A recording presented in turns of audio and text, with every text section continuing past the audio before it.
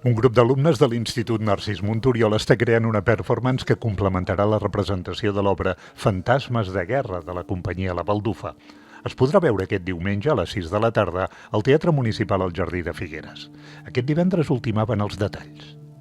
Som una vintena d'alumnes de l'Institut Narcís Monturiol i venim en col·laboració amb una obra anomenada Fantasmes de guerra. El nostre projecte consisteix en apropar la gent que ve a veure l'obra i a la ciutat de Figueres als patiments d'una guerra. Hem preparat una performance amb música per mostrar els patiments de la guerra i un poema que ha escrit una de les nostres alumnes.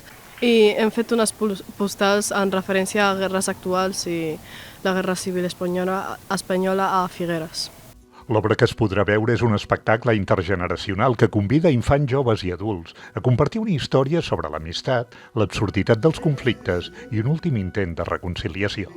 Doncs Fantasmes de guerra, de la companyia La Baldufa, tracta el tema de la Guerra Civil a partir d'una obra d'Oriol Riart que és Érem feres, basada en testimonis reals de la Guerra Civil. És un espectacle per tots públics, recomanat a partir de 10 anys i que a més artísticament conté diversos llenguatges i és molt inspiradora i que a més amb la sort que ve acompanyada d'aquest projecte de mediació amb estudiants d'aquí de Figueres.